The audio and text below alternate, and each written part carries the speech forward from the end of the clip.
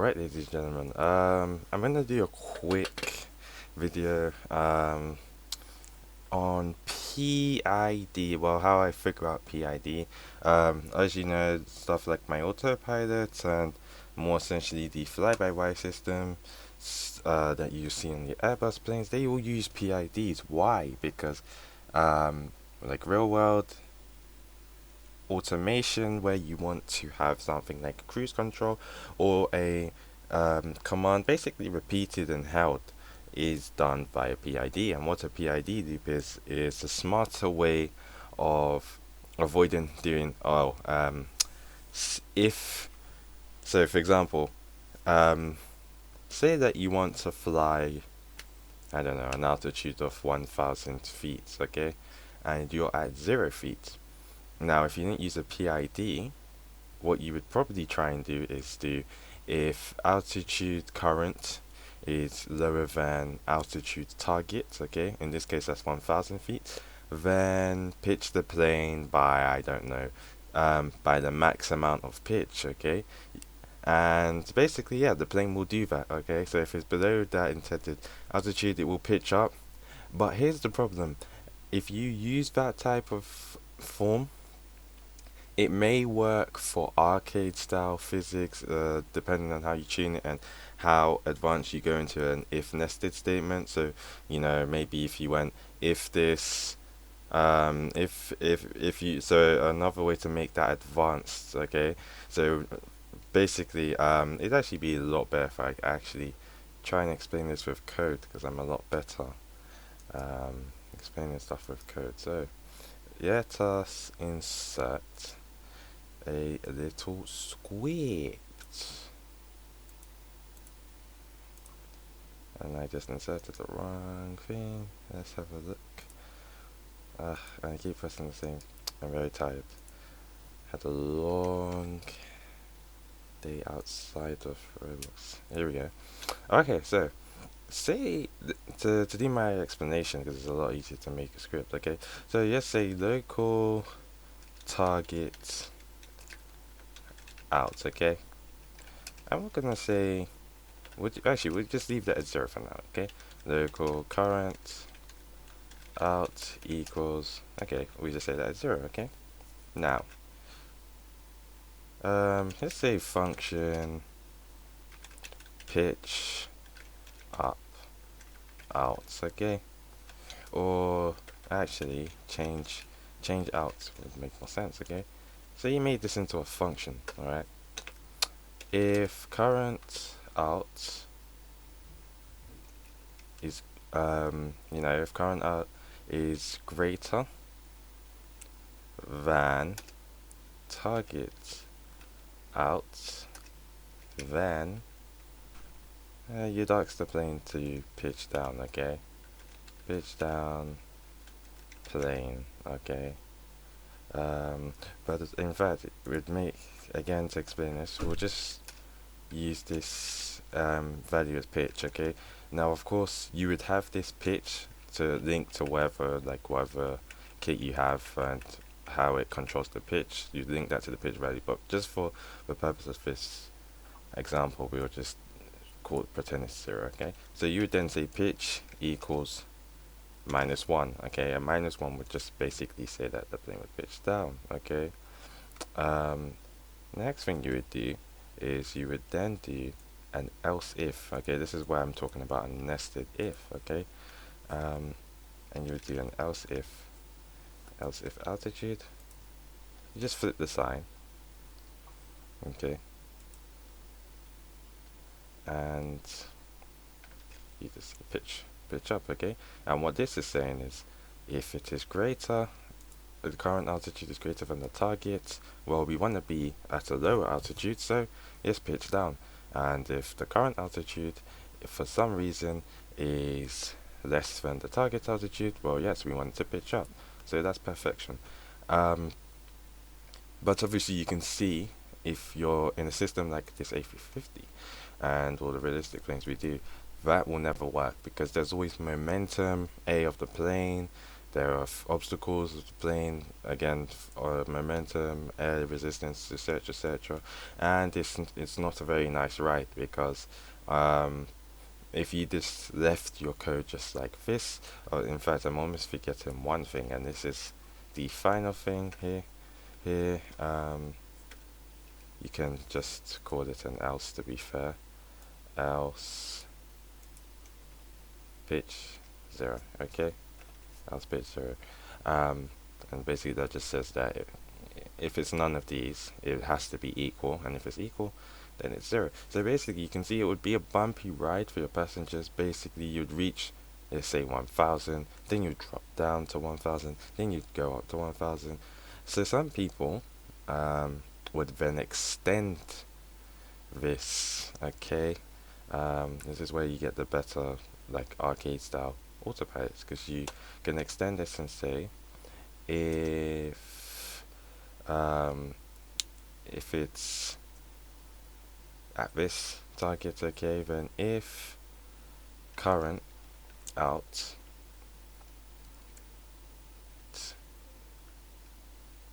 divided by target out, okay, so say it's maybe 500 divided by 1000, okay,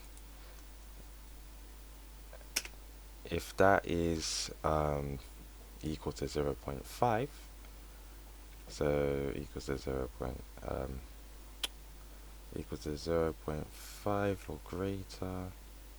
No, actually, we want to make it greater than 0.5. Yeah, greater than 0.5. Then no, we'll do it less because we need that -1. I don't really want to change that. Then do this else, and this is where you now start seeing how dirty and if nested can get. Okay, pitch would then be 0.5. Okay, so what is that now? What have we practically done there? This is where now someone who's doing like this really basic type of autopilot would be able to somewhat add some type of control to the basic autopilot for the arcade style kit by just now adding steps. Okay, because all we've really done there is we've now added a field that checks, well, if the current altitude is close, um, is under, sorry, the halfway line, and the halfway line is 500. Say for example here, your target altitude was 1,000, okay, and your current altitude here was 500. 500 divided by 1000 is 0.5. Okay, if you need to check the calculator, you can do that. And if you do 0.5 times 100, that's 50%. Okay, so basically, if the altitude is less than 50% of the final value or the target altitude, then, well, I want the plane to then have the maximum pitch possible. But if it goes greater than, okay, so the only other thing where else comes, if it's greater than that, then I want it to be 0.5. And then it will be 0.5 for the remaining last bit. Okay, so this should now start to slow down your plane. And if you're someone that does use this type of system, you would probably add a 0.5, a 0.75, probably even a 0.9, whatever you feel like to just keep that. And you can basically copy and paste the same type of format over here if you're nested as well. You can copy the same format here. This is the same system. All you do here now is just say that if this is 1 here and if this is 0.5, it's the same thing there, and it will do the same thing practically for you. And that's basically it. But of course, this is invalid. It's pretty useless because my plane doesn't use that, so it's not really interesting to me. But for anyone that's probably got like a CM32 kit or something, that probably would help you in that type of thing. Okay. So anyway, just how I test my PIDs. Okay. Because flying the plane, it doesn't always give me a instant way to gauge um, how well my PID code is working. I have this little thing called El Spinner, and El Spinner, basic name, what it does is it uses my PID system and it allows me to see how my PID code works. So you can see my target here is 60, alright? So I want this to rotate at a speed of 60. It's rotating at an angular velocity of 60. And as you can see, my basically what it is spinning at, which is actually spinning at, is over on this side. My target is this solid 60. Okay, so you can see it's basically very accurate. Okay, it's like the best you can get it. Now with PIDs, when you have momentum, because this is actually used in torque, so there's actual momentum. Of course, it's not always going to be exactly 60 unless it's an arcade style thing. So we're very accurate right there. Okay, very close to where we want to be. Now, as you can see, our torque is changing. So the PID controls the amount of torque that goes in, and will basically control that. Even if you put this on the actual ground where you add more friction, it will control the PID in this of the whatever the spinner, which essentially could be used for a car with cruise control. You could just carry on like this. Now inside of this, we're gonna go into this little PID script area, and then I'm just gonna mess with my set.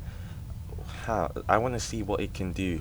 Can it get to 20 and settle very quickly with a little overshoot? There's always going to be overshoot, but as long as it's nothing major in terms of, like, I'd say maybe a step of 10 more than your target, it's perfect. Okay, so let's see 20 and see what happens. Okay, so you can see it gets straight to 20. There was an overshoot of 5 degrees. Sorry, not degrees. I'm thinking about pitch there. 5 angular velocity, but it corrected itself very quickly. How will it do if we put it to 200? Okay, you can see it builds up very quickly, gets there, and it overshoots by only 2 this time. Okay. Let's try going the completely other way. Now, of course, this wouldn't really, you wouldn't like instantly do like this type of jump, but let's see how it does. Will it handle well? So it's now reversed, and little overshoot again, so only 2, which is perfect. So that is a very stable PID system. If you're seeing your system go more than, I don't know, 20%, let's be realistic, more than 10%. If your system goes more than 10% of the actual set point you're aiming for, the target, then you need to check your PID tunes. Okay, and this is what KP and KD and TI do. And this is what's in the plane. Now, most of the time I will be, of course, as I say to my clients, even though the A350 is out of warranty type of thing, because I love flying the plane and I love flying all my planes, for as long as I can, I will always keep optimizing my planes. And one of the big optimization areas that I love, well, I don't really love, but is very interesting to do, is the autopilot. And so as I get more experience with PIDs, of course, my Wigion is very advanced with PIDs, so he loves PIDs. As I get more experience with PIDs, it will become a lot better. So you'll be seeing, especially when my extended autopilot stuff come out, you'll be seeing much more advanced systems. Because it's very important to know how to tune PIDs. They do take a bit of time because it's trial and error. As you can see, this is a much easier experiment to tune than actually the plane, because you got to get into the air, and when you're on the plane, of course, when you're tuning it and it's oscillating at times as you're tuning it, of course, you can take you 6, 7 dry runs um, to get that work. And what I figured out from here is the reset button I used doesn't always work. So sometimes I get a tune that's not always correct. Um, it's now, I mean, it works now because I used a different method. So I only found out today, which is pretty weird. I don't know what happened there. Um, so that's now something very important for me to now have to look at and figure out what's going on there. Which has saved me massive amounts of time because there are certain systems I need to look at retweaking on the A350 as a result if from what my tests are. But yeah, as you can see, this is running. She's just running happy and dandy right there. Um, if we were to, you know, make that into a vehicle of some sort, you'd basically expect the same thing to happen with the same amount of torque and etc. etc. But yeah, that's my PID system, and this helps me just know that my code is working well. Um, let's see if it will stop itself with little overshoots. Minor overshoot of, let's say, about 5 there at that time. And it's pretty much stopped itself. There's no movement from what I'm seeing.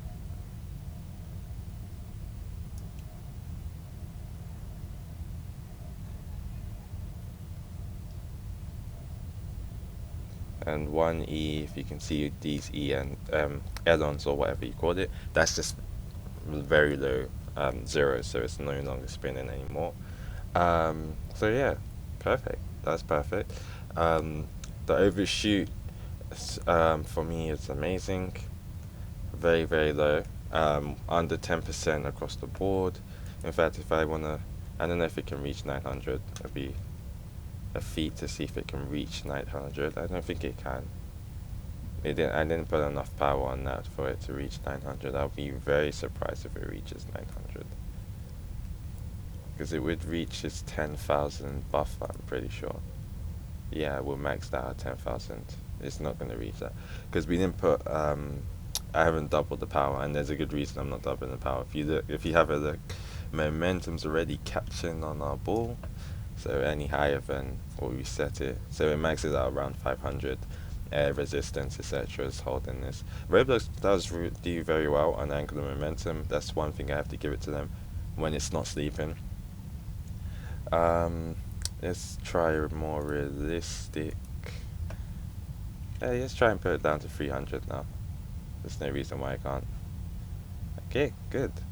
And again, a less than 10% overshoot, which is fine. So that is practically that. And so as you can see, that little ball is basically gonna help me with, like, you know, such aircraft like this when we gotta do her PIDs, which is very, very soon. Very, very soon. When we have to do our PIDs, because you need the autopilot to be very stable. You need the fly-by-wire system to be very stable with minor overshoots like this, okay? You don't want major overshoots, and that's why I'm looking into, you know, I was looking into refining my PID skills because there are systems that are super crucial. If you ever look at Airbus planes, if you get the chance to work for them one day, um, I would advise if you're really into aviation, you should.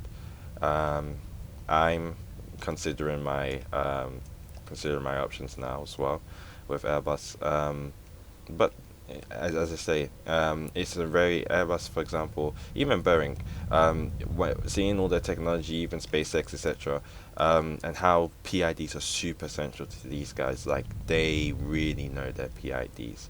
Um, and PIDs run a lot of things. If your PID is not stable, there's a lot of systems that your plane can't run on, that your spaceship can't run on.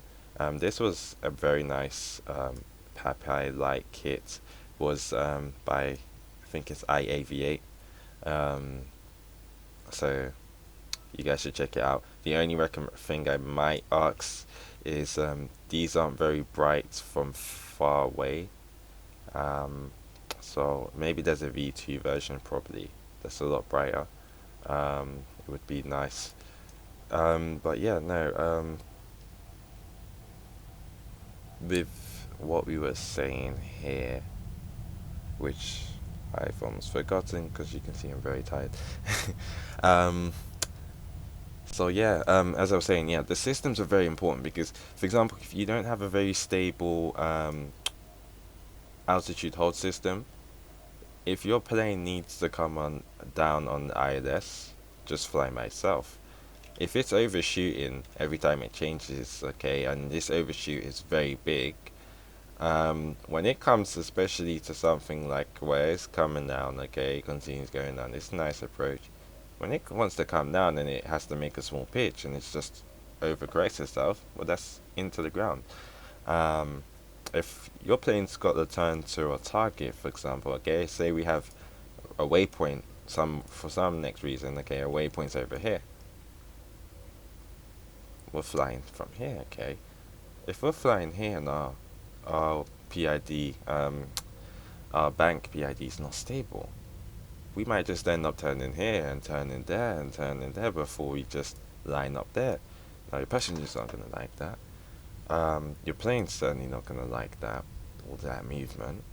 It's not a pleasant flight and it's not stable. So you need to make sure that that's why PID is really important to be stable. And the major PID on any system has to be stable. As you've seen with this Will experiment, you can never go over 10% and call that stable. You should then work on your tune, wherever you tuned that. You can see that this system is happily running at 300 with a small, and if your system does overshoot, a second thing is it needs to correct itself almost instantly. As you saw with this system, it may overshoot. Overshooting is fine because it's hard to control, and the reason is if you reduce overshoot, that's great, but you may also then end up reducing the speed at which your system reacts to your change, which may not be good because now imagine your plane, for example, wants to pitch up 5 degrees and needs to pitch up 5 degrees for landing. Okay, so say it's in auto land and the plane needs to flare itself. If your plane's very slow at pitching up, it's not going to be able to flare in time. So that's why we basically play with overshoot and rise time is what you call the rise time, where the system speeds up to reach your target. Okay, so we play around that and we just take the best possible result. And there's always usually going to be overshoot in your system. Um, but yeah, anyway, that's just a little small talk on the one of the major systems on the A350 and the soon A380 and the soon A321 and the soon 777 and the soon all the Aeson planes. Um, and even the Aeson vehicles, some one or two Aeson vehicles, specialized vehicles, of course, like the fuel, etc., will be using PIDs for like fuel measuring, um, and etc. etc. Um, but yeah, that's PIDs. If you ever want to look at using PIDs yourself, it's very good to look online. Wikipedia is very goes in depth. There are some very good ones who do robot drones who use PID. You go over it in depth as well. But PID, as long as with the same way as coding, it's just basically practice, practice, practice, and practice, and practice, and practice. And the skills you get from here, especially PID, can be used everywhere. You can use it in cards, you can use it in your microwave, you can use it in your rice cooker, you can use it in your oven. A lot of your fan uses a PID. Most smart fans use a PID. Even the basic fans with the timer control stuff, they use PID.